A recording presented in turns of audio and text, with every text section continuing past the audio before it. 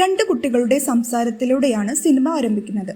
ഇതിൽ ചെറിയ കുട്ടി കൂട്ടുകാരൻ ചേട്ടനോട് തന്റെ ചാച്ചൻ ഇന്നലെ രാത്രി സിനിമയിൽ അഭിനയിച്ചുവെന്നും എന്നാൽ ഇത് പുളുവാണെന്ന് പറഞ്ഞ കൂട്ടുകാരൻ ചേട്ടനോട് സത്യമാ ഞാൻ കണ്ടതാ എന്ന് പറഞ്ഞ് കുട്ടി തലേദിവസം രാത്രി കണ്ട രംഗം ഒരു ഫ്ലാഷ് ബാക്കിൽ കാണിക്കുന്നു. അന്ന് രാത്രി ഭയങ്കര ഇടിമിന്നലും മഴയും ആണ്. ആ രാത്രിയിൽ തന്റെ ചാച്ചനും കൂടെ 3 പേരും ചേർന്ന് പായയിൽ പൊതിഞ്ഞ് ഒരു പെൺകുട്ടിയെ ഒരു മുറിയിൽ നിന്ന് പുറത്തെടുത്ത് കൊണ്ടുവരുന്നു. ഇനി 2024 കാലഘട്ടം. നായകൻ വിവേക്. ആളൊരു സർക്കിൾ ഇൻസ്പെക്ടർ ആണ്. ഓൺലൈൻ റമ്മി കളിച്ചതിനെ തുടർന്ന് വിവേക് ഇപ്പോൾ സസ്പെൻഷനിലാണ്. സസ്പെൻഷൻ കഴിഞ്ഞ് മലക്കപ്പാറ പോലീസ് സ്റ്റേഷനിൽ ആണ് വിവേകിന് ട്രാൻസ്ഫർ കിട്ടിയത്. വീട്ടിൽ യാത്ര പറഞ്ഞ് വിവേക് മലക്കപ്പാറയിലോട്ട് ജോയിൻ ചെയ്യാൻ പോകുന്നുണ്ട്.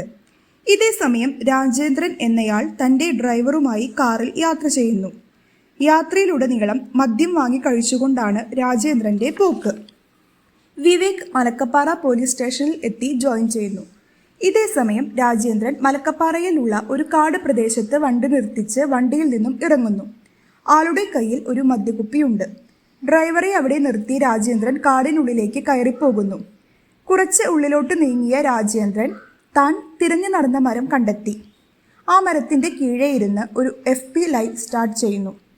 ആ ലൈവിൽ രാജേന്ദ്രൻ പറയുന്നത് ഇങ്ങനെയാണ്: താൻ ഒരുപാട് പണം ഉണ്ടാക്കിയെന്നും പണത്തിന്റെ പിന്നാലെ പോയി കുടുംബവും സന്തോഷവും സമാധാനവും നഷ്ടപ്പെട്ടുവെന്നും അതിനു കാരണം താൻ ചോരപ്പറ്റിയ കാശുകൊണ്ടാണ് ഇതെല്ലാം ഉണ്ടാക്കിയതെന്നുമാണ്. ഇനി നമ്മൾ സിനിമയുടെ തുടക്കത്തിൽ കാണിച്ച ഫ്ലാഷ് ബാക്ക് കാണിക്കുന്നു. 4 പേർ ചേർന്ന് പായയിൽ ഒരു പെൺകുട്ടിയെ പൊതിഞ്ഞെടുത്തു കൊണ്ടുവന്ന് ഈ മരത്തിന്റെ കീഴെ കുഴിച്ചിടുന്നു. 1985 ആ പെൺകുട്ടിയെ ആ സമയത്താണ് ഈ മരത്തിന്റെ കീഴെ കുഴിച്ചിട്ടത്. താനും ആലിസ് ജ്വല്ലറി ഉടമ വിൻസെന്റും ഫ്രാൻസിസ് തടത്തിലും ചേർന്നാണ് ആ പെൺകുട്ടിയെ ഇവിടെ കുഴിച്ചിട്ടത്. ആ പെൺകുട്ടി ആരാണെന്ന് അറിയില്ലെന്നും ഇനിയെങ്കിലും സത്യം പുറത്തു വരണമെന്നും പറഞ്ഞ് രാജേന്ദ്രൻ സ്വയം വെടിയുയർത്ത് ആത്മഹത്യ ചെയ്യുന്നു. ഇത് കേട്ട് പുറത്ത് രാജേന്ദ്രന്റെ വെയിറ്റ് ചെയ്ത ഡ്രൈവർ അങ്ങോട്ട് ഓടി വരുന്നു. ചാർജ് എടുത്ത വിവേകിന് ഈ വിവരം പറഞ്ഞ് കോൾ വരുന്നു. വിവേക് സംഭവ സ്ഥലത്തേക്ക് ചെല്ലുന്നു. അവിടെ നിറയെ ആളുകളും മീഡിയകളും ഒക്കെ എത്തിയിരുന്നു. സംഭവം അറിഞ്ഞ് DYSP മോഹൻദാസ് സുപ്പീരിയർ ഓഫീസറും അങ്ങോട്ടെത്തുന്നു. സുപ്പീരിയർ ഓഫീസർ അങ്ങോട്ട് എത്തിയത് അവിടെ കുഴിച്ച് പരിശോധിക്കുവാനുള്ള അനുമതി കിട്ടിയെന്ന് അവരെ അറിയിക്കുന്നു. അതേസമയം ആലിസ് ജ്വല്ലറി ഉടമ തന്റെ ഭാര്യയുടെ അടുത്ത് നിൽക്കുന്ന സമയം അവരുടെ മകൻ ഈ FB ലൈവ് തന്റെ അച്ഛനെ കാണിക്കുന്നു. മകനെ സമാധാനിപ്പിക്കാൻ ഇത് പ്രശ്നമൊന്നുമല്ലെന്ന് പറയുന്നുണ്ടെങ്കിലും വിൻസെന്റ് ആകെ ഭയന്നിരുന്നു. മരത്തിന്റെ അടിയിൽ കുഴിക്കുവാനുള്ള നടപടിക്രമങ്ങൾ ആരംഭിച്ചിരുന്നു. എത്ര കുഴിച്ചിട്ടും അവർക്ക് യാതൊന്നും കണ്ടുപിടിക്കാൻ സാധിച്ചില്ല. അങ്ങനെയിരിക്കെ പെട്ടെന്ന് മഴ പെയ്യാൻ തുടങ്ങി. ഇപ്പോൾ ഇനി ഒന്നും ചെയ്യാൻ സാധിക്കില്ലെന്ന് പറഞ്ഞ് എല്ലാവരും അവിടെ നിന്ന് പോകുന്നു. അപ്പോഴാണ് വിവേകിന്റെ ശ്രദ്ധയിൽ മഴവെള്ളം നിറഞ്ഞ കുഴിയിൽ ഒരു തുണി കഷ്ണം ശ്രദ്ധയിൽപ്പെടുന്നു. അവിടെ നിന്നുള്ള പരിശോധനയിൽ ഒരു അസ്ഥിക്കൂടം കിട്ടുന്നു, കൂടെ ഒരു കൊലുസും. ഫോറൻസിക് സർജൻ ഡോക്ടർ സാജിന്റെ പരിശോധനയിൽ അസ്ഥിക്കൂടം ഒരു സ്ത്രീയുടെയാണെന്ന് ഉറപ്പിച്ചു. ബാക്കി വിവരങ്ങൾ അറിയാൻ കുറച്ച് സമയമെടുക്കുമെന്നും ഡോക്ടർ പറയുന്നു. DYSP മോഹൻദാസ് ആണ് ഈ കേസിന്റെ ചുമതല. SPക്ക് ഇഷ്ടമായെന്നും ടീമിൽ വിവേകിനെയും ഉൾപ്പെടുത്തണമെന്ന് SP DYSPയോട് പറയുന്നു. അങ്ങനെ ഈ കേസ് അന്വേഷിക്കുവാനുള്ള ടീമിന് DYSP ടാസ്ക് അസൈൻ ചെയ്തു കൊടുക്കുകയാണ്. ആരാണ് രാജേന്ദ്രൻ? രാജേന്ദ്രനും വിൻസെന്റും തമ്മിൽ എന്തെങ്കിലും ഇടപാട് നടന്നിട്ടുണ്ടോ? ആരാണ് ഫ്രാൻസിസ് തടത്തിൽ? ഇതെല്ലാം നമുക്ക് അന്വേഷിക്കാം. അങ്ങനെ രാജേന്ദ്രനെ പറ്റി കൂടുതൽ വിവരങ്ങൾക്കായി വിവേക് രാജേന്ദ്രന്റെ ഡോക്ടറുടെ അടുത്തേക്ക് ചെല്ലുന്നു. രാജേന്ദ്രൻ പണക്കാരനാണെന്നും ഭാര്യയും ഒരു മകനും ഉണ്ടെന്നും അവരുമായി യാതൊരു ഇടപാടും രാജേന്ദ്രന് ഉണ്ടായിരുന്നില്ലെന്നും ഡോക്ടർ വിവേകിനോട് പറയുന്നു. അടുത്തത് ഫ്രാൻസിസ് തടത്തിൽ എന്ന പേരുള്ള ആളുകളുടെ അടുത്തേക്ക് വിവേക് ചെല്ലുന്നു. എന്നാൽ വിവേക് അന്വേഷിക്കുന്ന ആളെ കണ്ടുപിടിക്കാൻ വിവേകിന് സാധിക്കുന്നില്ല. ആ കാലഘട്ടത്തിൽ കാണാതായ പെൺകുട്ടികളുടെ ലിസ്റ്റ് എടുത്ത് അവരുടെ വീടുകളിൽ വിവേക് ചെല്ലുന്നു. അവസാനം അസ്ഥിക്കൂടത്തിൽ നിന്നും കിട്ടിയ കൊലുസ് ഒരു പ്രായമായ ആൾ തിരിച്ചറിയുന്നു. ഇത് തന്റെ മകളുടെയാണെന്നും പറയുന്നു. തനിക്കൊരു ലീഡ് കിട്ടിയെന്ന് വിവേകിന് മനസ്സിലാകുന്നു. കണ്ടെത്തിയ വിവരങ്ങളെല്ലാം വിവേക് DYSPയെ അറിയിക്കുന്നു. ആലിസ് ജ്വല്ലറി ഉടമ വിൻസെന്റിനെ പറ്റി അന്വേഷിക്കാനായിരുന്നു DYSP അടുത്തതായി വിവേകിനോട് പറഞ്ഞത്. വിൻസെന്റിന്റെ ഒരു ബന്ധുവിനെ പറ്റിയുള്ള വിവരം പോലീസിന് കിട്ടിയിരുന്നു. വിവേക് ആ ബന്ധുവിനെ അന്വേഷിച്ച് അങ്ങോട്ട് ചെല്ലുന്നു. ബന്ധുവിൽ നിന്നും വിൻസെന്റ് ഒരു ദരിദ്ര കുടുംബത്തിൽ ജനിച്ചതാണെന്നും ആൾത്താര ബാലനായിരുന്നുവെന്നും ഒരിക്കൽ ബിഷപ്പിന്റെ കുട മോഷ്ടിച്ച് പിടിയിലായെന്നും പഠിക്കാൻ മിടുക്കനായ വിൻസെന്റിനെ ബിഷപ്പ് പഠിപ്പിച്ചുവെന്നും പഠിപ്പ് കഴിഞ്ഞ് ബിഷപ്പിന്റെ കൂടെ മലക്കപ്പാറയിൽ സഹായിയായി ഉണ്ടായിരുന്നതായും പിന്നീട് ബോംബെയിൽ പോയി ആലീസിനെ കല്യാണം കഴിച്ചുവെന്നും പറയുന്നു. ഇതെല്ലാം കേട്ട് പോകാൻ നേരം ആ ബന്ധു ഒരു കാര്യം കൂടി വിവേകിനോട് പറയുന്നുണ്ട്. 1984-85 കാലഘട്ടത്തിൽ അവൻ എന്തോ വലുത് തടഞ്ഞിട്ടുണ്ട്. വൈകാതെ വിൻസെന്റിനെ ചോദ്യം ചെയ്യാൻ വിളിപ്പിക്കുന്നു. വിൻസെന്റ് മലക്കപ്പാറയിൽ താമസിച്ചിരുന്ന സ്ഥലത്ത് നിന്ന് 6 കിലോമീറ്റർ ചുറ്റളവിൽ നിന്നാണ് സ്കെൽട്ടൺ കിട്ടിയത്. അതിനെപ്പറ്റി എന്താണ് പറയാനുള്ളത് എന്ന് വിവേക് ചോദിക്കുന്നു.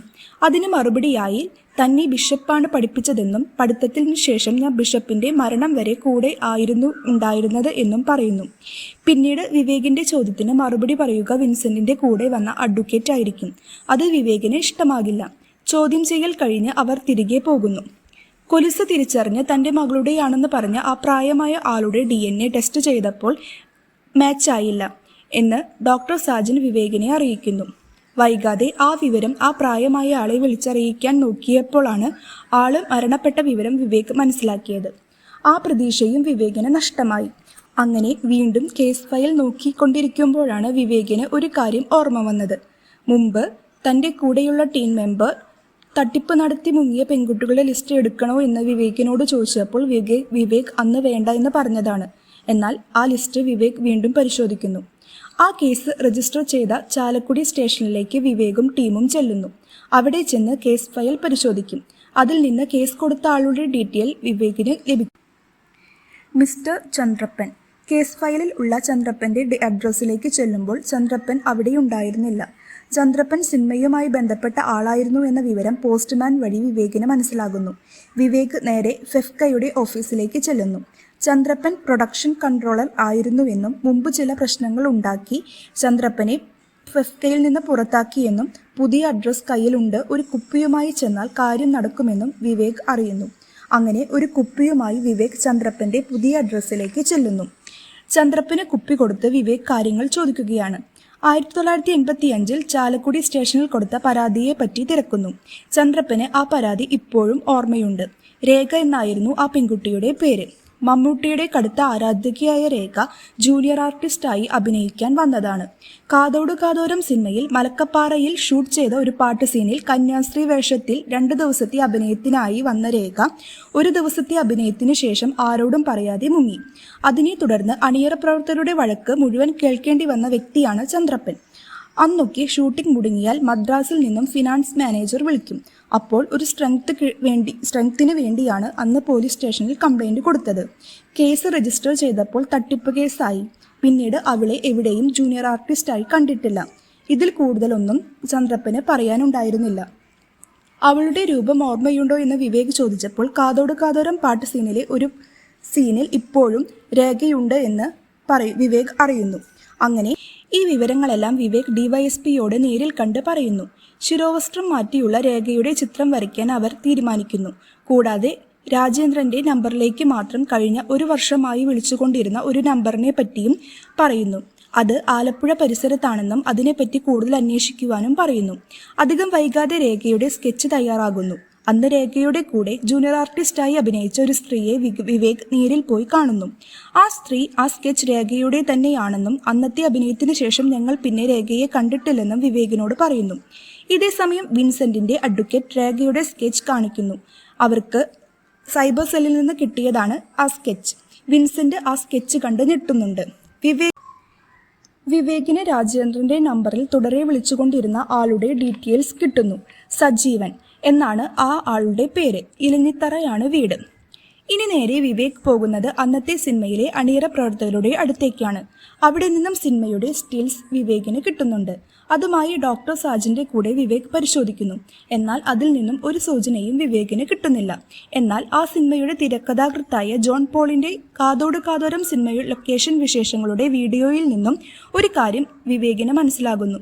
കൊലുസിട്ട കന്യാസ്ത്രീ ആ പടത്തിൽ അഭിനയിച്ചിട്ടുണ്ടെന്ന്. ആ അസ്ഥിക്കൂടത്തിൽ നിന്നും കിട്ടിയ കൊലുസ് രേഖയുടെ തന്നെയാണെന്ന് വിവേകിന് മനസ്സിലാകുന്നു. വിവേക് അടുത്ത ദിവസം കമലിനെ കാണാൻ പോകുന്നു. ഷൂട്ടിംഗ് മുടങ്ങിയത് ഓർമ്മയുണ്ടെന്നല്ലാതെ കൂടുതൽ വിവരങ്ങളൊന്നും കമലിന് അറിയില്ലായിരുന്നു. ഇതേസമയം വിൻസെന്റും കൂട്ടരും ഒരു മന്ത്രിയെ ഭീഷണിപ്പെടുത്തി കേസ് ക്രൈംബ്രാഞ്ചിന് കൈമാറാനുള്ള ശ്രമങ്ങൾ നടത്തുന്നുണ്ട്. ചന്ദ്രപ്പനെ കുറിച്ച് ആളുകൾ ചേർന്ന് മദ്യം കൊടുത്ത് വളരെ സാഹസികമായി കൊലപ്പെടുത്തുന്നു. കേസ് ക്രൈംബ്രാഞ്ചിന് കൈമാറിയ വിവരം ഡിവൈഎസ്പി വഴി വിവേക് അറിയുന്നു. ഇതിൽ എന്തൊക്കെയോ കളികളുണ്ടെന്ന് വിവേകിന് മനസ്സിലായിരുന്നു. വിവേക് ഇതെല്ലാം ഡോക്ടർ സാജന്റെ അടുത്ത് സംസാരിക്കവേ അവിടേക്ക് പുതിയ അന്വേഷണ ഉദ്യോഗസ്ഥന്മാർ കടന്നുവരും. വളരെ ഇൻസൾട്ട് ചെയ്ത് അവർ വിവേകിനോടും ഡോക്ടർ സാജനോടും സംസാരിക്കും. സ്കെൽട്ടൺ കൊണ്ടുപോകുവാനായിരുന്നു ആ ടീം അവിടേക്ക് വന്നത്. എന്നാൽ വളരെ മോശമായി തന്നോട് സംസാരിച്ച ഉദ്യോഗസ്ഥനെ വിവേക് തനിച്ച് കൈകാര്യം ചെയ്യുന്നുണ്ട്. ആകെ വിഷമിച്ചു നിന്ന വിവേകിനോട് ഇതുവരെ കണ്ടുപിടിച്ചതല്ലേ അവർക്ക് കൊണ്ടുപോകാൻ കഴിയൂ, കണ്ടുപിടിക്കാൻ പോകുന്നത് കൊണ്ടുപോകാൻ കഴിയില്ലല്ലോ എന്ന് ഡോക്ടർ സാജൻ ചോദിക്കും. വിവേകിന് അതൊരു മോട്ടിവേഷൻ ആയിരുന്നു. കമൽ അറിയിച്ചതിനെ തുടർന്ന് അന്ന് സെറ്റിൽ വന്ന പള്ളാശ്ശേരി എന്ന ജേർണലിസ്റ്റിനെ കാണാൻ വിവേക് പോകുന്നു. പള്ളാശ്ശേരിയിൽ നിന്നും ആ കാലഘട്ടത്തിൽ ജ്ഞാനിയിൽ പ്രസിദ്ധീകരിച്ച ലേഖനത്തിൽ നിന്നും രേഖയടങ്ങിയ ഒരു സ്റ്റിൽ വിവേകിന് കിട്ടുന്നു. ആ ഫോട്ടോയിൽ കന്യാസ്ത്രീ വേഷത്തിലുള്ള രേഖയുടെ കൂടെ വേറെ കന്യാസ്ത്രീ വേഷത്തിലുള്ള സ്ത്രീ ഉണ്ടായിരുന്നു. അവരെ പറ്റി അന്വേഷിക്കുന്നു. എന്നാൽ അവർ ജൂനിയർ ആർട്ടിസ്റ്റ് അല്ല എന്നും ശരിക്കും ഒരു കന്യാസ്ത്രീയാണെന്നും വിവേക് മനസ്സിലാക്കുന്നു. അവരെ തിരക്കി വിവേക് ഇറങ്ങുന്നു. സിസ്റ്റർ സ്റ്റെഫി എന്നായിരുന്നു അവരുടെ പേര്. സിസ്റ്റർ തനിക്ക് രേഖയെക്കുറിച്ച് അറിയാവുന്ന കാര്യങ്ങൾ വിവേകുമായി പങ്കുവെക്കുന്നു.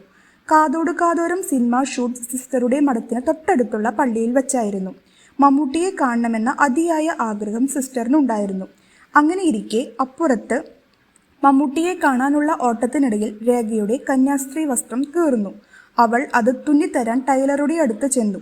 എന്നാൽ അയാൾ അത് വിസമ്മതിക്കുന്നു. ഇനി എന്ത് ചെയ്യണമെന്നറിയാതെ നിൽക്കുമ്പോഴാണ് രേഖയുടെ ശ്രദ്ധ അപ്പുറത്തുള്ള മഠത്തിലേക്ക് തിരിയുന്നത്. രേഖ മഠത്തിൽ ചെല്ലുമ്പോൾ സിസ്റ്റർ സ്റ്റെഫി മഠത്തിന് പുറത്ത് ജോലിയിൽ ഏർപ്പെട്ടിരിക്കുകയായിരുന്നു. രേഖ സിസ്റ്ററിനോട് തനിക്കൊരു കന്യാസ്ത്രീ വേഷം തരുമോ എന്ന് ആവശ്യപ്പെട്ടു. അതിന് മറുപടിയായി തന്നെ മമ്മൂട്ടിയെ കാണിച്ചാൽ നിനക്ക് ഞാൻ വസ്ത്രം തരാമെന്ന് സിസ്റ്റർ സ്റ്റെഫി രേഖയോട് പറയുന്നു. അതിനെന്താ, ഓട്ടോഗ്രാഫും വാങ്ങിത്തരാമെന്ന് രേഖ കള്ളം പറയുന്നു. സിസ്റ്റർ സ്റ്റെഫി കന്യാസ്ത്രീ വസ്ത്രം രേഖയ്ക്ക് കൊടുക്കുന്നു. തിരിച്ച് ഷൂട്ടിംഗ് സൈറ്റിൽ എത്തിയ രേഖ പാട്ട് പ്രാക്ടീസ് ചെയ്യുമ്പോൾ മമ്മൂട്ടിയെ കാണാൻ സിസ്റ്റർ സ്റ്റെഫി കടന്നു വരുന്നു. പല കാരണങ്ങളും പറഞ്ഞ് സിസ്റ്ററിനെ തിരിച്ച് പറഞ്ഞയക്കാൻ രേഖ ശ്രമിക്കുമെങ്കിലും അവൾക്കത് കഴിയുന്നില്ല. അവസാനം രേഖ സത്യം സിസ്റ്ററിനോട് തുറന്നു പറയുന്നു. താനൊരു ജൂനിയർ ആർട്ടിസ്റ്റ് ആണെന്നും തനിക്ക് മമ്മൂട്ടിയെ കാണാൻ ഇതുവരെ സാധിച്ചിട്ടില്ലെന്നും എന്നിട്ട് ക്ഷമയും പറയുന്നു. ആ സമയത്ത് അവിടെ മമ്മൂട്ടി വരികയും സിസ്റ്റർ സ്റ്റെഫി രേഖയുടെ കൈ പിടിച്ച് മമ്മൂട്ടിയെ കാണാൻ കൊണ്ടുപോവുകയും ചെയ്യും. അന്നേ ദിവസം എടുത്ത ഫോട്ടോയാണ് പള്ളാശ്ശേരിയിൽ നിന്നും വിവേകിന് ലഭിച്ചത്. അങ്ങനെ രേഖയും സ്റ്റെഫിയും ഒരുപാട് സംസാരിച്ചു. അവർ ഒരുപാട് കൂടുതൽ അടുത്തു. ആ കൂട്ടത്തിൽ രേഖ മമ്മൂട്ടിയെ മമ്മൂട്ടിച്ചേട്ടൻ എന്നാണ് വിളിക്കുന്നത്.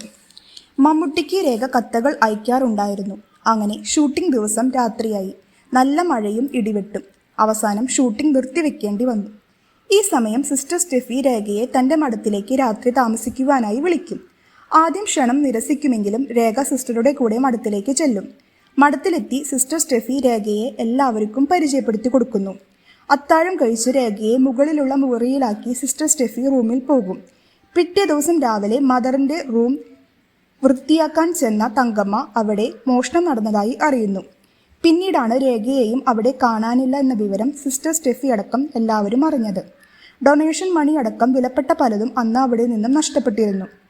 ഇതറിഞ്ഞ മദർ മുൻപരിചയമില്ലാത്ത രേഖയെ അവിടെ താമസിപ്പിച്ചതിന് സിസ്റ്റർ സ്റ്റെഫിയെ വഴക്ക് പറയുന്നു. അതിനുശേഷം രേഖയെ താൻ കണ്ടിട്ടില്ല എന്നും സിസ്റ്റർ വിവേകിനോട് പറയുന്നു. ഇത്ര വലിയ മോഷണം നടന്നിട്ടും എന്തുകൊണ്ടാണ് കേസ് കൊടുത്തില്ല എന്ന് വിവേക് സിസ്റ്ററിനോട് ചോദിക്കുന്നു.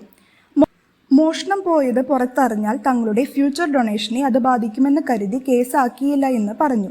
അന്ന് മഠത്തിലുള്ളവർ എവിടെയാണെന്ന് അറിയാമോ എന്ന് വിവേക് സിസ്റ്ററിനോട് ചോദിക്കുന്നു. അതിന് സിസ്റ്റർ അത് ഞാനൊന്ന് ശ്രമിച്ചു നോക്കട്ടെ എന്നും പറയുന്നു. ഈ സമയം വിൻസെന്റിന്റെ ഭാര്യ ഹോസ്പിറ്റലിൽ അഡ്മിറ്റാകുന്നു. അഡ്വക്കേറ്റ് മുഖേന വിവേക് സ്റ്റെഫിയെ കണ്ട കാര്യം വിൻസെന്റ് അറിയുന്നു. വിവേക് തന്റെ സുഹൃത്തായ ജേർണലിസ്റ്റ് സെറീനയോട് സഹായം ചോദിക്കുന്നു. വൈകാതെ സിസ്റ്റർ സ്റ്റെഫിയുടെ കോൾ വിവേകിന് വരും. വിവേക് മഠത്തിലേക്ക് ചെല്ലും. അവിടെ വെച്ച് 1985 കാലഘട്ടത്തിൽ മഠത്തിലുണ്ടായിരുന്നവരെ പറ്റി സിസ്റ്റർ വിവേകിനോട് പറയും. സിസ്റ്റർ സിസ്റ്റേഴ്സ് കുറേ പേർ മരണപ്പെട്ടുവെന്നും പിന്നെ സഹായിയായി അന്നുണ്ടായിരുന്നത് പുഷ്പവും തങ്കമ്മ ചേച്ചിയുമായിരുന്നുവെന്നും അതിലെ പുഷ്പം മദറിൻ്റെ ഭരണം സഹിക്കാൻ പറ്റാതെ ജോലി നിർത്തിപ്പോയെന്നും തങ്കമ്മ ചേച്ചിയും ഭർത്താവും മരിച്ചുവെന്നും അവർക്കൊരു മകനുണ്ട്, അവർ ആലപ്പുഴയിൽ ഇപ്പോഴും ഉണ്ട് എന്നും സിസ്റ്റർ വഴി വിവേക് അറിയുന്നു. മകൻ്റെ അഡ്രസ്സ് സ്റ്റെഫി സിസ്റ്റർ വിവേകിന് കൊടുക്കും. പോകാൻ നേരം സിസ്റ്റർ കൊടുത്ത അഡ്രസ്സിലേക്ക് വിവേക് നോക്കുന്നു. അഡ്രസ് കണ്ട് വിവേകിന് എന്തോ മനസ്സിലാകുന്നു. രാജേന്ദ്രൻ്റെ നമ്പറിലേക്ക് തുടർച്ചയായി വിളിച്ചിരുന്ന സജീവനും തങ്കമ്മ ചേച്ചിയുടെ മകൻ ബിനുവും ഇലഞ്ഞിത്തറയിൽ ഉള്ളവരാണെന്ന് വിവേക് മനസ്സിലാക്കുന്നു. വിവേക് ഇവരെ അന്വേഷിച്ച് ഇലഞ്ഞിത്തറയിൽ എത്തുന്നു. സജീവനും ബിനുവും ആയി ഒരു കയ്യാങ്കളി നടക്കുന്നു. അവസാനം അവരെ വിവേക് കീഴ്പ്പെടുത്തുന്നു. അവരിൽ നിന്നും ചില സത്യങ്ങൾ വിവേക് മനസ്സിലാക്കുന്നു. സിനിമയുടെ തുടക്കത്തിൽ കാണിച്ച കുട്ടികളാണ് ഇവർ. കാതോട് കാതോരം സിനിമയിൽ തൻ്റെ ചാച്ചൻ അഭിനയിച്ചിട്ടില്ല എന്ന് വളരും തോറും അവർ തിരിച്ചറിയുന്നു. അന്ന് രാത്രി എന്താണ് സംഭവിച്ചത് എന്നറിയാൻ വയ്യാതെ കിടക്കുന്ന തൻ്റെ ചാച്ചന് മദ്യം കൊടുക്കുന്നു. മദ്യലഹരിയിൽ അന്ന് രാത്രി സംഭവിച്ച കാര്യങ്ങൾ ചാച്ചൻ അവർക്ക് പറഞ്ഞു കൊടുക്കുന്നു. രാജേന്ദ്രൻ, വക്കച്ചൻ, പ്രാഞ്ചി എന്നീ 3 പേരുകളാണ് ബേബി പറയുന്നത്. ഇതിലെ രാജേന്ദ്രൻ ബേബിയുടെ വീട്ടിൽ സഹായത്തിന് നിൽക്കുന്ന ആളായിരുന്നു. അങ്ങനെ ബിനുവിന് അറിയാം. ഈ രാജേന്ദ്രനെ ഭീഷണിപ്പെടുത്തി ബിനുവും സജീവനും പണം വാങ്ങുന്നു. ബിനുവിനോടും സജീവനോടും വിളിച്ചാൽ സ്റ്റേഷനിൽ വരണമെന്ന് പറഞ്ഞ് വിവേക് അവിടുന്ന് മടങ്ങുന്നു. ഇത്രയും കാര്യം വിവേക് ഡിവൈഎസ്പിയെ വിളിച്ചറിയിക്കുന്നു. ഈ സമയം സെറീന സിസ്റ്റർ സ്റ്റെഫിയുമായി മീറ്റ് ചെയ്യുന്നുണ്ട്. എന്നിട്ട് സിസ്റ്റർ സ്റ്റെഫി പറഞ്ഞ കാര്യങ്ങൾ ആർട്ടിക്കിൾ ആയി ന്യൂസ് പേപ്പറിൽ കൊടുക്കുന്നു. വിവേക് സജീവനെ കൂട്ടിക്കൊണ്ടു പോകാൻ വീട്ടിലെത്തുന്നു. പക്ഷേ പറമ്പിൽ തൂങ്ങി മരിച്ച നിലയിൽ സജീവനെയും പിന്നീട് കായലിൽ മരിച്ച നിലയിൽ ബിനുവിനെയും കണ്ടെത്തുന്നു. വിവേകിൻ്റെ മുമ്പിലെ വഴികളെല്ലാം അടഞ്ഞു. ഉറക്കം കിട്ടാതെയിരുന്ന വിവേക് തനിക്ക് കിട്ടിയ സിനിമാ സൈറ്റിലെ സ്റ്റിൽസ് വീണ്ടും കണ്ടു നോക്കുന്നു. അതിലെ ഒരാൾ വിവേകിൻ്റെ ശ്രദ്ധയിൽപ്പെടുന്നു. ഒരിക്കൽ ഫ്രാൻസിസ് തടത്തിനെ അന്വേഷിച്ചിറങ്ങിയപ്പോൾ ഇതുപോലെ കണ്ണിന് പാതി അടഞ്ഞ ഒരാളെ വിവേക് കണ്ടിരുന്നു. അന്ന് ആളുടെ അച്ഛൻ ഹോസ്പിറ്റലിൽ ചികിത്സയിലാണ് എന്നാണ് ആ ആൾ പറഞ്ഞിരുന്നത്. വിവേക് അടുത്ത ദിവസം ആ വീട്ടിലേക്ക് വീണ്ടും ചെല്ലുന്നു. ഇതേ സമയം അഡ്വക്കേറ്റ് വഴി വിൻസെന്റ് ഫ്രാൻസിസ് തടത്തലിനെ കണ്ടെത്തി കഴിഞ്ഞിരുന്നു. വിവേക് കണ്ടെത്തിയ ആൾ തന്നെയായിരുന്നു അന്ന് രേഖ കേസിലെ ഫ്രാൻസിസ് തടത്തിൽ. എന്നാൽ അയാൾ ആദ്യം ഇത് വിവേകിനോട് വിസമ്മതിക്കും. എന്നാൽ നിങ്ങളെ തേടി കൊലയാളി പിന്നാലെയുണ്ട് എന്ന് പറഞ്ഞ് വിവേക് അവിടെ നിന്നും ഇറങ്ങുമ്പോൾ ഫ്രാൻസിസ് കുറ്റം സമ്മതം നടത്തും. അതെ, ഞാൻ തന്നെയാണ് കുഴിച്ചിട്ടത്. ഇനി ഒരു ഫ്ലാഷ് ബാക്ക്. ബിഷപ്പിന്റെ സഹായിയായിരുന്നു വക്കച്ചൻ. മഠത്തിലെ അന്തേവാസിയായിരുന്നു പുഷ്പം. ഒരിക്കൽ ബിഷപ്പിന്റെ പൈസ വക്കച്ചൻ മോഷ്ടിക്കുന്നത് പുഷ്പം കാണാനിടയായി. അതിലൊരു പങ്ക് വക്കച്ചൻ പുഷ്പത്തിന് കൊടുക്കുന്നു. അങ്ങനെ അവർ 2 പേരും കൂടുതൽ പരിചയപ്പെടും. അവർ ഒന്നിച്ച് പിന്നീട് പലതും മഠത്തിൽ നിന്ന് മോഷ്ടിക്കുന്നു. ഒരിക്കൽ ഇത് തങ്കമ്മ ചേച്ചിയുടെ ഭർത്താവ് ബേബി കണ്ടുപിടിക്കും. പിന്നീട് അവർ 3 പേരും ചേർന്നാകും മോഷണം. മഠത്തിൽ മദറിന്റെ ഓഫീസിൽ ഡൊണേഷൻ പൈസ സൂക്ഷിക്കുന്ന അലമാരയുടെ കീ പുഷ്പം കൈക്കലാക്കുന്നു. ഡ്യൂപ്ലിക്കേറ്റ് കീ ഉണ്ടാക്കിയത് ഫ്രാൻസിസ് തടത്തിൽ അറിയുന്നു. ആ സമയത്താണ് മഠത്തിലേക്ക് രാത്രി കിടക്കാനായി രേഖ വരുന്ന കാര്യം പുഷ്പം അറിയുന്നത്. അന്നേ ദിവസം മോഷണം നടത്തി രേഖയുടെ തലയിൽ ഇടാനായിരുന്നു പുഷ്പം പ്ലാൻ ചെയ്യുന്നത്. പുഷ്പം ബേബിയെ വിട്ട് വക്കച്ചനോട് രാത്രിയിൽ വണ്ടിയുമായി മഠത്തിലോട്ട് വരാൻ പറയുന്നു. രേഖ വന്ന രാത്രി അത്താഴത്തിനുള്ള ചിക്കൻ കറിയിൽ ഉറക്കഗുളിക കലർത്തി പുഷ്പം മഠത്തിലുള്ള എല്ലാവരെയും ഉറക്കിക്കെടുത്തുന്നു. എന്നാൽ രേഖ മാത്രം ചിക്കൻ കറി കഴിക്കുന്നില്ല. അന്ന് രാത്രി രേഖയെ പുഷ്പം കൊലപ്പെടുത്തുന്നു. മഴയായതുകൊണ്ട് ഫ്രാൻസിസ് തടത്തിലും രാജേന്ദ്രനും അങ്ങാടിയിൽ നിന്നും പോകുന്നതിൻ്റെ ഇടയിൽ മഠത്തിൻ്റെ പുറത്ത് വക്കച്ചൻ്റെ ജീപ്പ് കിടക്കുന്നത് കാണുന്നു. കാര്യം എന്തെന്ന് അന്വേഷിക്കാൻ ചെന്ന അവർ കണ്ടത് രേഖയുടെ മൃതദേഹവും ഒരു ചാക്ക് നിറയെ പണവും ആണ്. വിവരം പുറത്തു പറഞ്ഞാൽ നിങ്ങളെയും കൊടുക്കുമെന്ന് പറഞ്ഞ് ബേബി അവരെ ഭീഷണിപ്പെടുത്തുന്നു. പണം മോഹിച്ച് ഫ്രാൻസിസ് അവരുടെ കൂടെ കൂടുന്നു. രാജേന്ദ്രനെ ഭീഷണിപ്പെടുത്തി കൂടെ കൂട്ടുന്നു. മരച്ചുവട്ടിൽ അടക്കം ചെയ്യുമ്പോൾ രേഖ മരണപ്പെട്ടിരുന്നില്ല. എന്നാലും അവർ മണ്ണിട്ട് കുഴിച്ചു മൂടുന്നു. ഇത്രയും കാര്യങ്ങൾ ഫ്രാൻസിസ് വഴി ഡിവൈഎസ്പി മോഹൻദാസും വിവേകും അറിയുന്നു. ആശുപത്രിയിൽ കഴിയുന്ന വിൻസെന്റിന്റെ ഭാര്യ ആലീസിന് ഒരു ബൊക്കെ കിട്ടുന്നു. അതിൽ ഗെറ്റ് വെൽ സൂൺ പുഷ്പം എന്നാണ് എഴുതിയിരിക്കുന്നത്. അത് കണ്ട് ആലീസ് പാനിക്കാകുന്നു. ബൊക്കെ എവിടെ നിന്നാണ് വന്നത് എന്നറിയാൻ വിൻസെന്റ് പുറത്തേക്ക് പോകുന്നു. പുറത്ത് വിവേകിനെ കാണുന്ന വിൻസെന്റ് ഷോക്കാകുന്നു. വൈകാതെ ഡിവൈഎസ്പി മോഹൻദാസും വിവേകും ചേർന്ന് എസ്പിയെ നേരിൽ കണ്ട് കാര്യങ്ങൾ വിശദീകരിക്കുന്നു. ആലീസ് തന്നെയാണ് പുഷ്പമെന്ന് പറയുന്നു. എന്നാൽ അസ്ഥിക്കൂടം ആരുടെയാണ് എന്ന് ആദ്യം തെളിയിക്കാൻ എസ്പി ആവശ്യപ്പെടുന്നു. ഇതേസമയം ആലീസ് വിൻസെന്റിനോട് വിവേകിനെ തീർത്തേക്കാൻ നിർദ്ദേശിക്കുന്നു. വിവേകിന് ഒരു ആക്സിഡന്റ് സംഭവിക്കുന്നു. ഗുരുതരമായ പരിക്കുകളോടെ വിവേക് രക്ഷപ്പെടുന്നു. സെറീനയുടെ ആർട്ടിക്കിൾ വായിച്ച് ആക്ടർ ജഗദീഷ് സെറീനയെ വിളിച്ച് നേരിൽ കാണണമെന്ന് ആവശ്യപ്പെടുന്നു. പിറ്റേ ദിവസം സെറീനയും വിവേകും കൂടി ജഗദീഷിനെ കാണാൻ ചെല്ലുന്നു. ആർട്ടിക്കിൾ വായിച്ച ജഗദീഷ് തനിക്കുണ്ടായ ഒരു സംശയം അവരുമായി പങ്കുവയ്ക്കുന്നു. തന്റെ അഭിനയത്തിന്റെ ആരംഭഘട്ടത്തിൽ സ്ഥിരമായി തനിക്ക് ഒരാളുടെ കത്ത് വരാറുണ്ടെന്നും താൻ അതിന് മറുപടി കൊടുക്കാറുണ്ടെന്നും ആ കത്ത് എഴുതിയിരുന്ന പെൺകുട്ടി മമ്മൂട്ടി ആരാധികയാണെന്നും മമ്മൂട്ടിയെ മമ്മൂട്ടിച്ചേട്ടൻ എന്നാണ് വിളിച്ചിരുന്നത് എന്നും ജഗദീഷ് അവരോട് പറയുന്നു. ആ പെൺകുട്ടിയാണോ ആർട്ടിക്കിളിൽ പറഞ്ഞ രേഖ എന്ന് ജഗദീഷിന് സംശയമുണ്ട്. അത് നേരിൽ പറയാനാണ് ആർട്ടിക്കിൾ എഴുതിയ സെറീനയെ നേരിട്ട് കാണാൻ വിളിച്ചത്. അന്ന് കത്തെഴുതിയ പെൺകുട്ടിയുടെ അഡ്രസ് ജഗദീഷിന് ഇപ്പോഴും ഓർമ്മയുണ്ടായിരുന്നു. രേഖ പത്രോസ്, കന്യാകുമാരി. ഈ അഡ്രസ്സിലേക്ക് വിവേക് ചെല്ലുന്നു. അങ്ങനെ രേഖയുടെ സിസ്റ്റർ ആശ പത്രോസിനെ കണ്ടെത്തുന്നു. ആശയിൽ നിന്നും വിവേക് കാര്യങ്ങൾ മനസ്സിലാക്കുന്നു. കന്യാകുമാരിയിൽ താമസം മാറി വന്നതാണ് രേഖയും ഫാമിലിയും. അവിടെ വെച്ച് സിനിമാഭിനയ മോഹം രേഖയ്ക്ക് വരുന്നു. മമ്മൂട്ടിയുടെ കനത്ത ആരാധികയായിരുന്നു രേഖ. മാസികയിലെ അഡ്രസ്സ് നോക്കി സിനിമാ മേഖലയിലുള്ളവർക്ക് കത്തെഴുതുമായിരുന്നു രേഖ. കൊലുസ് അമ്മ രേഖയ്ക്ക് സമ്മാനിച്ചതാണ്. ഒരിക്കൽ രേഖയ്ക്ക് വന്ന കത്ത് അച്ഛൻ്റെ കൈകളിൽ എത്തുകയും അച്ഛൻ രേഖയെ മർദ്ദിക്കുകയും ചെയ്യുന്നു. സിനിമാമോഹിയായ രേഖ അന്ന് ആ രാത്രി വീട് വിട്ടിറങ്ങുന്നു. പിന്നീട് ആരും അവളെ കണ്ടെത്തിയിട്ടില്ല. ചേച്ചി തിരിച്ചു വരുമെന്ന പ്രതീക്ഷയിൽ രാശ ഇപ്പോഴും കന്യാകുമാരിയിൽ താമസിക്കുന്നു. ഇത് പറഞ്ഞതും തൻ്റെ കയ്യിലുള്ള കൊലുസ് വിവേക് ആശയ്ക്ക് കൊടുക്കുന്നു. തൻ്റെ ചേച്ചി രേഖയുടെ കൊലുസ് തിരിച്ചറിയുന്നു. വിൻസെന്റ് ആലീസ് ദമ്പതികളുടെ മകനെ ഡിവൈഎസ്പി വിളിപ്പിച്ച് കാര്യങ്ങളെല്ലാം പറയുന്നു. അന്ന് വീട്ടിലെത്തി മകൻ വിൻസെന്റിനെയും ആലീസിനെയും ചോദ്യം ചെയ്യുന്നു. ആലീസ് എന്ന പുഷ്പത്തിനെ തങ്ങൾ ഇത്രയും നാളും ഒളിപ്പിച്ച രഹസ്യം പുറത്തു വന്നതിൽ വിഷമമുണ്ടെന്ന് വിൻസെന്റിനോട് പറയുന്നു. ആലീസിനോടുള്ള സ്നേഹം കാരണം വിൻസെന്റ് ആലീസിനെ ശ്വാസം മുട്ടിച്ച് കൊല്ലുന്നു. എന്നിട്ട് പറയുന്നു, നിന്നെ ആർക്കും ഞാൻ വിട്ടുകൊടുക്കില്ല. പോലീസ് വിൻസെന്റിനെ അറസ്റ്റ് ചെയ്യുന്നു. കുറച്ച് ദിവസങ്ങൾക്ക് ശേഷം ജഗദീഷിന്റെ കോൾ വിവേകിന് വരുന്നു. ഒരാൾക്ക് വിവേകിനെ കാണണമെന്നും അറിയിക്കുന്നു. പിന്നീട് കാണിക്കുക രേഖയുടെ അസ്ഥിക്കൂടം ആചാരപൂർവ്വം അടക്കം ചെയ്യുന്നതാണ്. ചടങ്ങിൽ സിസ്റ്റർ സ്റ്റെഫിയും ആശയും വിവേകും അടക്കം കുറച്ച് പേർ പങ്കെടുത്തിരുന്നു. പോകാൻ നേരം വിവേക് ആശയ്ക്ക് ഒരു ലെറ്റർ കൊടുക്കുന്നു. രേഖയുടെ പ്രിയപ്പെട്ടൊരാൾ തന്നതാണെന്നും പറഞ്ഞ്. അതിൽ മമ്മൂട്ടിയുടെ ഒരു ഫോട്ടോ ഉണ്ടായിരുന്നു. ഫോട്ടോയ്ക്ക് പിന്നിൽ പ്രിയപ്പെട്ട രേഖയ്ക്ക് സ്നേഹപൂർവ്വം മമ്മൂട്ടി ചേട്ടൻ എന്ന് എഴുതിയിരുന്നു. വർഷങ്ങൾക്ക് മുമ്പ് മമ്മൂട്ടി ചിത്രത്തിലേക്ക് പുതുമുഖ നായികയെ തേടിയുള്ള വാർത്ത കാണാൻ ഇടവരുന്ന രേഖയെ കാണിച്ചുകൊണ്ട് സിനിമ അവസാനിക്കുന്നു.